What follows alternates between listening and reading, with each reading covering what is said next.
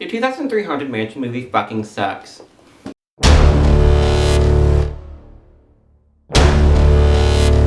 there's a theme you've probably picked up on this channel of me taking a essay I had to do for class and turning it into a video essay that I post on here.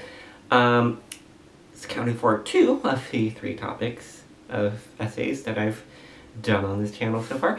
And well, now there's 4, and now it's 3 out of 4. Cool. This was my final for my movie studies class.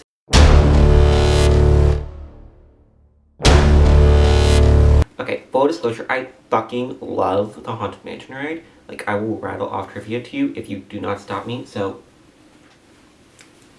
stop me. So I went into this movie with very high expectations. Just wanted to get that out there.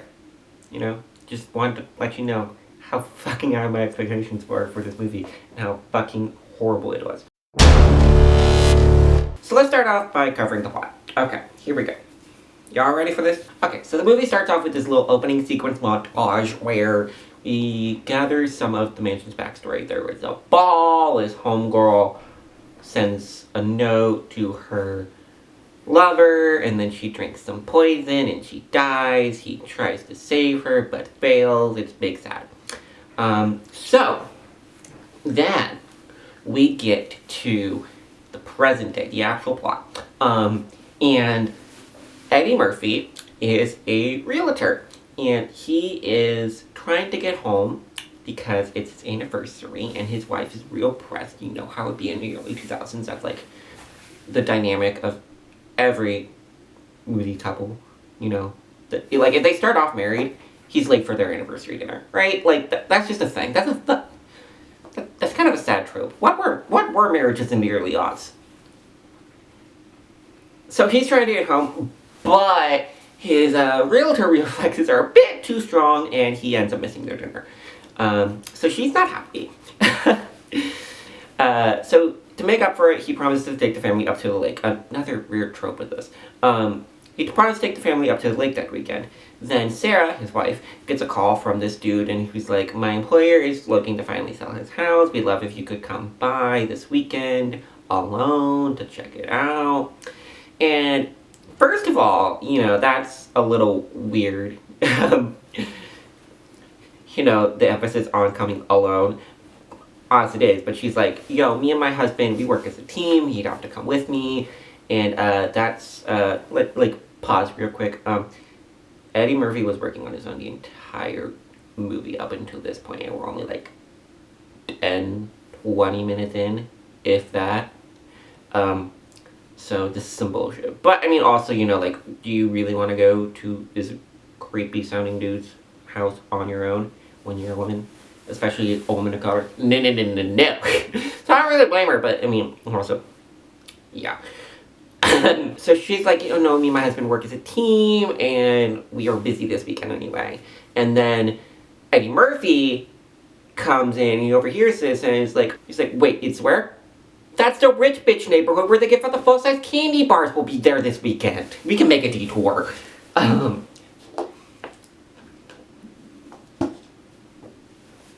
So we cut to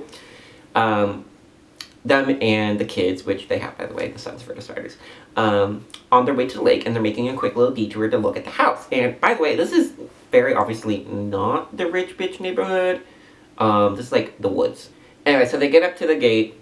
They park, because we want to open, and they continue on up to the door, but first they notice the giant graveyard in the back.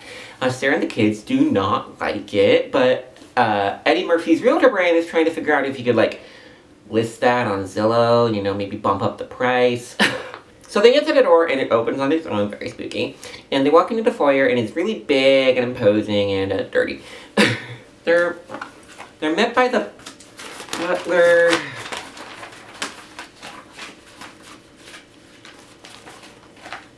Ramsley. They're met by Ramsley. And he's like, oh, I see you brought your kids. I'll have to make a couple more, put out a couple more spots for dinner. And honestly, I I'm with Ramsley on this one here. You know, one is invited to RSVP, 4 show up. It's rude. But you may have caught on that he mentioned dinner. And yeah, Master Gracie and Ramsley fully expect the family to stay with them for dinner. And Sarah's like, oh no, we gotta go, we're busy. And Eddie Murphy's like, bitch, we can, don't be rude. We can stay for a quick bite. Don't be rude.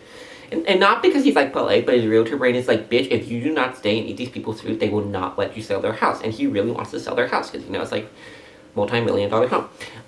So I decided to stay for a quick bite. And by quick bite, I of course mean a 3-course meal. Anyway, oh look, we finally get to meet the elusive Master Gracie. He is creepy. And not in the like spooky, like woo creepy, but in the like kind of like weird uncle who says you're growing into a beautiful young woman kind of creepy. It's weird. And he tells them about how the house has been in his family for generations, but it's been in a bit of decline since his grandfather's lover killed herself before they could get married, and then he killed himself. And if that doesn't make a lot of sense, don't worry, we'll talk about it later. Oh, would you look at that? It's flooded out, so I guess you'll have to stay the night. Bye. So Ramsley takes them to their rooms, and Sarah and Eddie Murphy get into a little bit of a fight because Eddie Murphy just had to sell the house. So Eddie goes to sulk in the study. And meanwhile, the kids run into the maid and the like carriage driver. Wikipedia calls him the footman. Nobody cares. So they go up to the attic, and there they see this portrait of Elizabeth, the grandfather's lover, and it looks just like their mom. So meanwhile, Eddie Murphy's getting freaked out by Ramsley in the study, and then Ramsley leaves, and Eddie Murphy finds a secret passage that takes him to Madame Leota's room. And there, she, like, picks him up and spins him around, and then he, like, leaves and runs into the kids in the attic, and then, so he takes him back to Madame Leota, and gasps, shocked, not at all unexpectedly, everybody in the mansion is a ghost. What? Oh my god. Who could have thought? Yeah, whatever.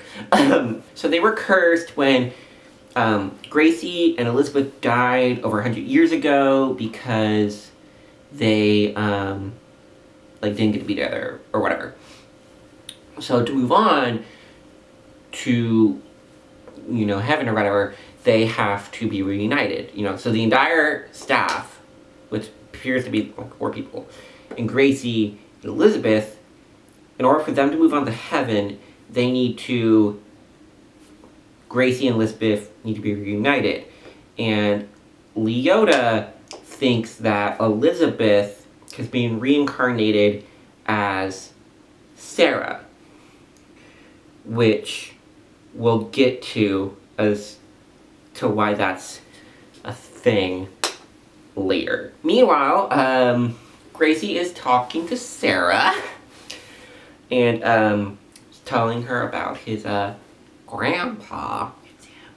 And Leota is sending them on a mission, giving them cryptic instructions that leads them to the graveyard. So Eddie Murphy, the kids, and Ezra and Emma go to the graveyard, past the singing bus, and they go to this mausoleum.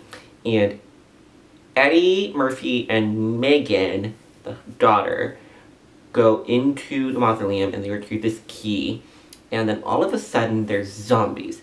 And they're asking the son to get them out, but the door's like covered in spiders and he has to get over his arachnophobia in order to get them out. It's a like character growth moment.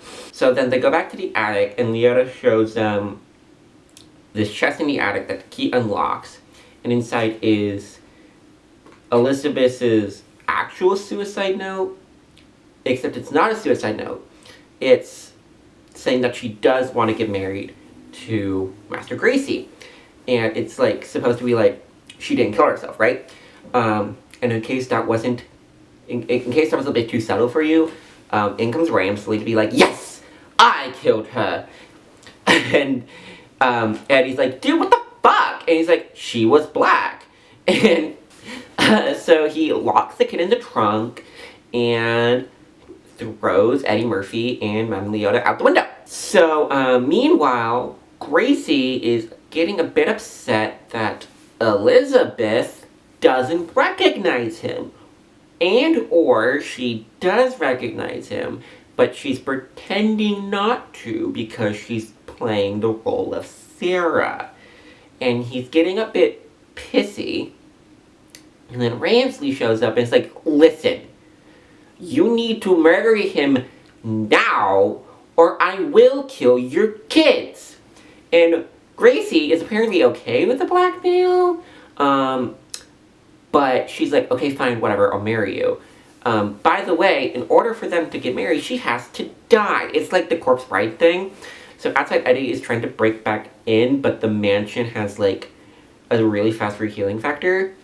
So what he does is he puts Madame Leota in the passenger seat and drives the car through the greenhouse, or the, like, conservatory, breaking the window fast enough that it can't reheal. So he's inside, and he just leaves Leota in the car. You know, fuck her. He frees the kids from the attic and crashes the wedding right as Sarah is drinking some poison. And he goes, yo! Sorry. Lizzie didn't kill herself. Ramsley killed her. And Gracie's like, dude, what the fuck? And to which Ramsley replies, you were gonna marry a lovely woman of color. Sarah is like, fuck this. and fair. But Ramsley opens the portal to actual literal hell. But instead of demons pouring out to help him, the devil comes out and drags him down. But Ramsley is like, fuck no, and grabs onto Eddie, you know, kind of like, you're coming down with me, but he's saved by Gracie. So that's a thing that happens. Meanwhile, Sarah is dying. So yeah, that poison was actually poisonous. But this orb that the kids saw earlier, before they ran into Emma and Ezra, it flies in and possesses her, and oh my god, it's Elizabeth! So she and Gracie like start making out, but Eddie's like, can I have my wife back, please? So Sarah and Liz split, and all the ghosts fly up to heaven, leaving Eddie with the deed to the house because, oh yeah, that's why they came. The movie ends with the gang heading to the lake finally, with Leota and the bus for some reason.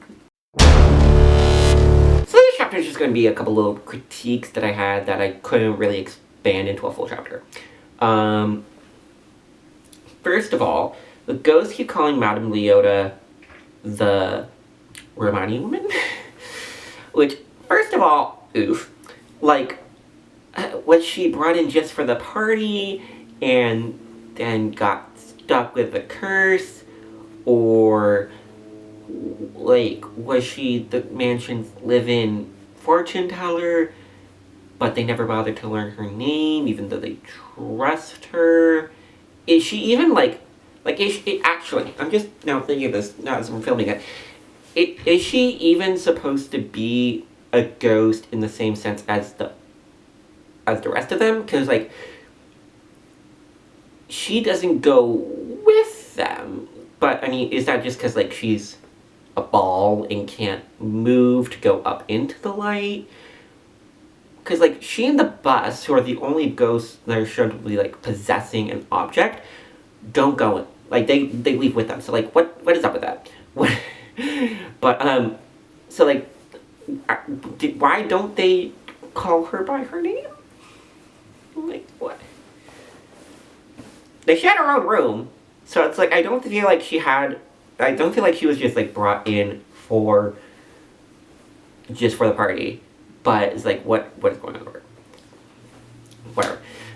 Secondly, Gracie's cover story makes no sense. Uh, when they first start talking, Gracie tells them that his grandfather killed himself because his lover killed herself before they could get married. Um, so he doesn't really say it as if his grandfather was already married at that point. So I'm just wondering, when did he have children? Third, Gracie's actual backstory makes no sense. Or it's really contrived. So, like, your girlfriend was killed, so you killed yourself, and that means everyone else in the house dies and gets trapped as a ghost until you and your girlfriend can come back together.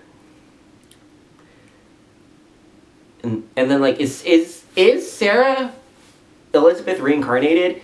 Like, because, like, the orb is supposed to be, like, Elizabeth's ghost, but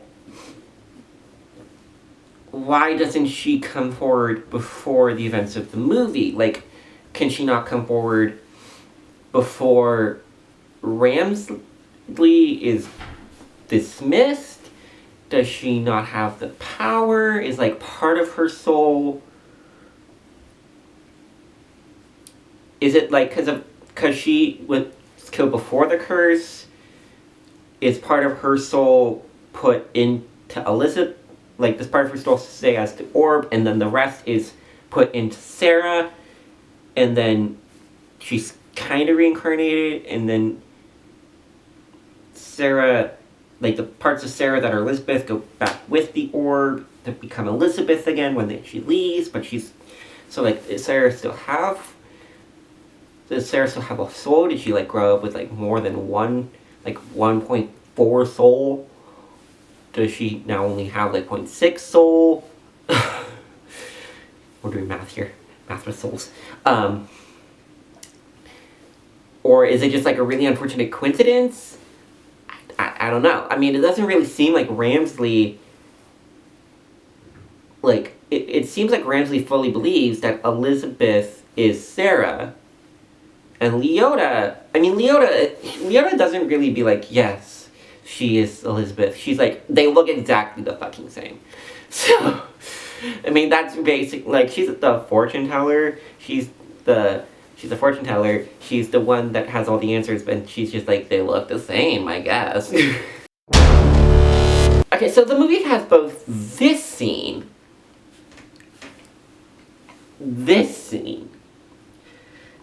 Yeah, this movie's got a tone problem. Now, he's Eddie Murphy, right? And he cannot stop cracking jokes for the first part of the movie. Like, you could say that this is part of his arc, right? That he needs to gain some situational awareness, stop working so much, and care for his family. And it is true that he doesn't joke as much once the kids get trapped, and you could say that this is like his call to reason, call to light, that, you know, oh shit, my kids are trapped, maybe I should stop making jokes. But the thing is, he's kind of already stopped joking by that point. He really shuts up back when the talking head in a crystal ball starts throwing him around the room. Like, he just makes jokes and then kind of stops when things get creepy. So it's not like he has really bad situational awareness. It's just he's kind of really more focused on the selling part until he's like, holy shit, this place is kind of weird. Like, and I'm like, not like it looks weird, but like, this ghost is throwing me around the room. Weird, right? So... But he doesn't really change. It's not like he realizes It's not like he realizes he should zip it with the jokes sometimes. He's just scared shitless. And goes right back to the jokes after the ghosts leave. And on that note, his arc isn't really about working too much either. I mean, he doesn't really learn anything about not working so much. And we have no real confirmation or really an inkling Like, we have, like, one thing at the end of the movie that implies it doesn't work so much, and that's the line, nothing ever takes 20 minutes. A callback to beginning when he was like, oh, it's just a quick little detour, 20 minutes tops. And then it obviously takes, like, a few days. Like, the arc is more, like, about caring for his family, but he's never really shown to really not care about his family, and especially not in contrast with later on. Like, he doesn't, like, learn to care more about his family. He doesn't start caring about his family more. Like, he seems to be a good dad throughout the entirety of the movie. At the beginning, he's, like, helping the kid with his arachnophobia, and then the kid overcomes his arachnophobia on his own. Like, the kid has more of a character arc than Eddie Murphy, and Eddie Murphy's the fucking protagonist. And then, like, he doesn't want Megan to come into the mausoleum with him because it's spooky. Like, he's a good dad. If it's not part of his arc, why is he so comical? Well, the ride is kind of the same way. It's not exactly uniform in tone either. The first half of the ride is a bit more spooky and scary before transitioning into a grand old party. So, you know, first half of the ride, scary, spooky, second half, fun, party. I think that's what they were trying to do here. The thing is, his jokes are juxtaposed over the sinister tones of the rest of the movie. Eddie is the only one making jokes, and everyone else around is just like... And the rest of the movie is centered around a really heinous hate crime. Like, Ramsey locks the kids in a trunk, there's hungry zombies, and not even, like, funny zombies. No. Like, actual, like, they're going to eat your brains. This is an actual serious threat type of thing. His wife gets blackmailed into drinking poison and marrying a dead guy, and a literal, actual demon bursting out of hell. And neither the funny parts nor the scary parts really hit. Like, both just got a wow reaction from me. Do you know what did get a reaction from me, though?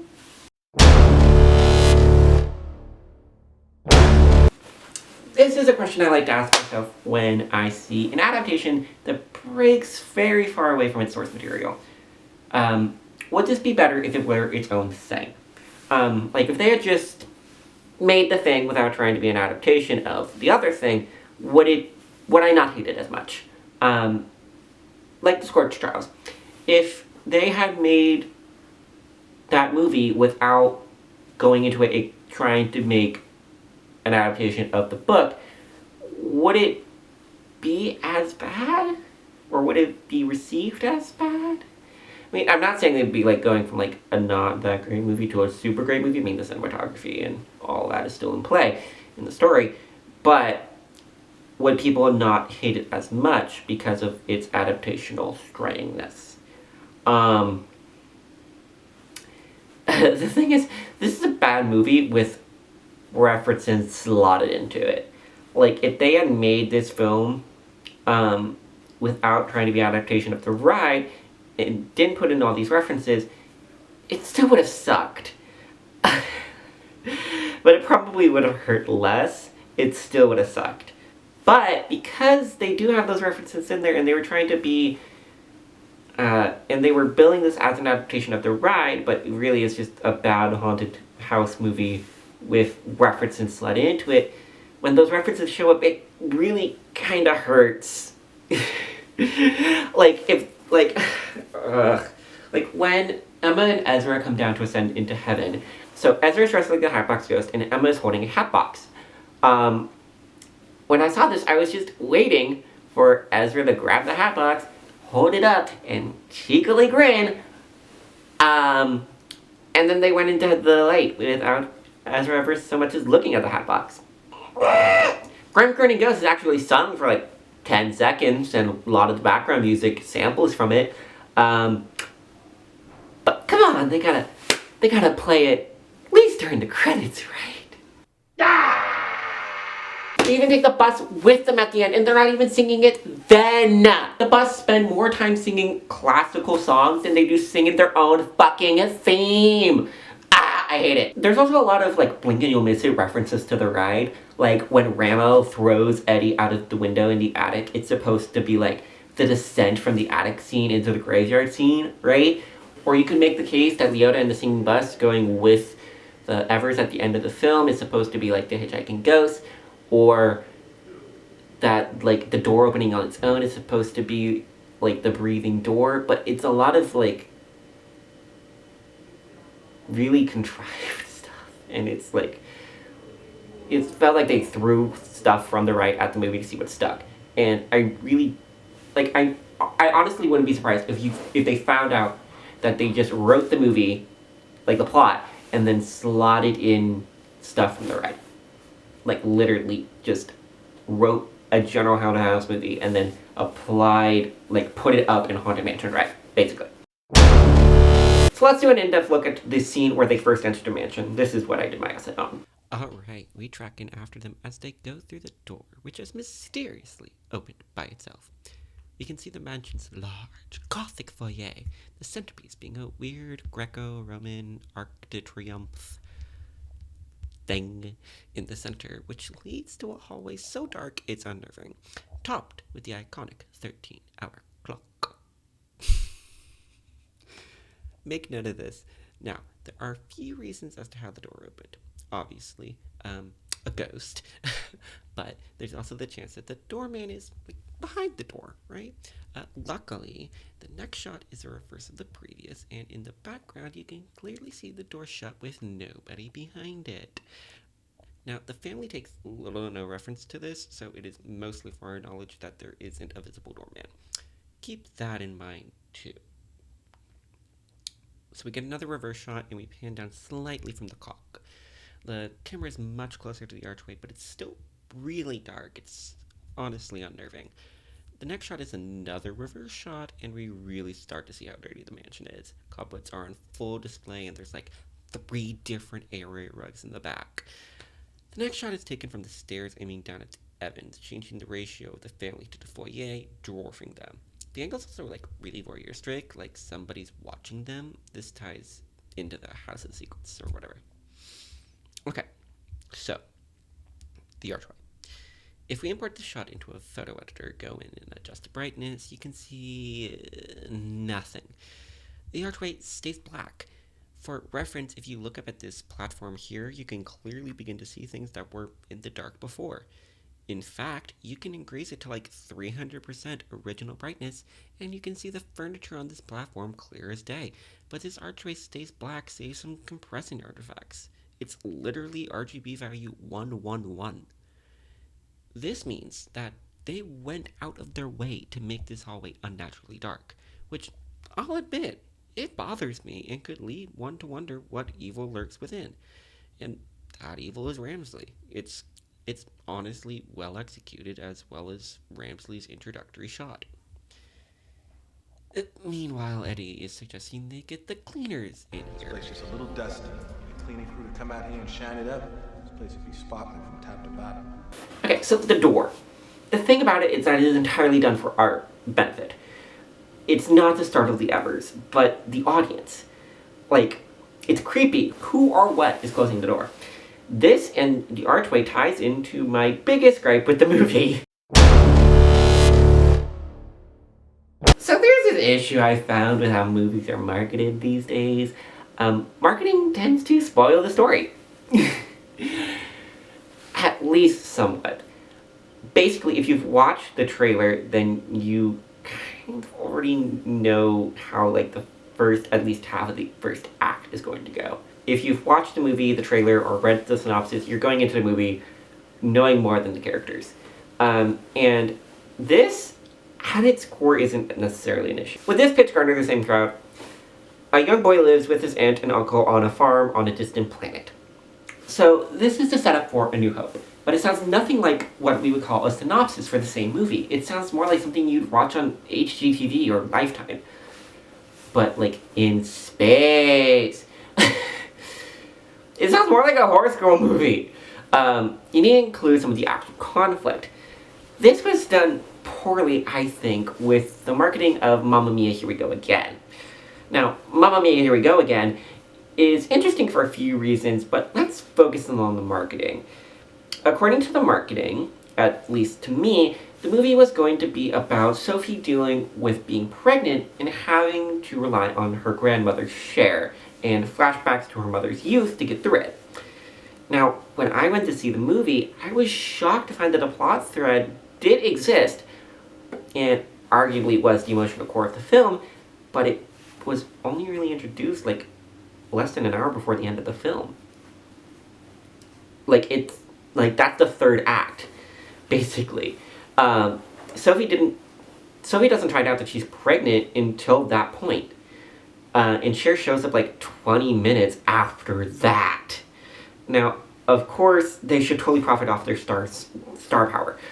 But the marketing doesn't reflect the movie. So, the actual plot is more about Sophie and Sam dealing with Donna's death and getting ready for the grand reopening of the Villa Donna, interlaced with flashbacks to Donna's summer banging the Dad Squad. Also, Sky's in New York for some reason. The launch is ruined by a storm, and Sky and Cher save the day. Actually, I'm gonna skip the bridge to Terabithia. No, actually. This also happened to Bridge to Terabithia, but here I like it. The marketing showcased fantastical realism with the kids finding Terabithia.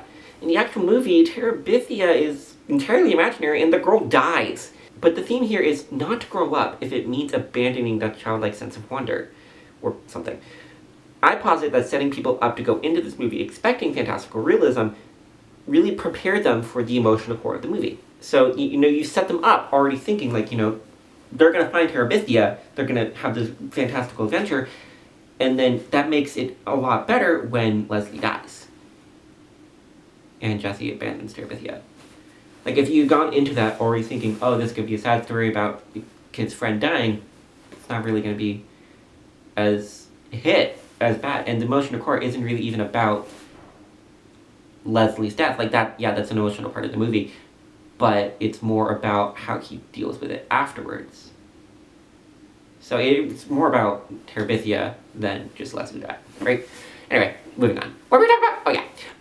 Oh, yeah. Real quick, another spot where this gets into interesting territory is where the film's trailer spoils one of, if not the big twist. So, for instance, the original Total Recall film had a trailer that showcased a lot of the film's action, but also the film's climax. Staying with Arnold, T-800 being a good guy in T2 was also spoiled in the trailer. Now, this actually adds to the film's suspense. But in the case of the Haunted Mansion, it just kind of makes it seem like, ooh, the door opened on its own.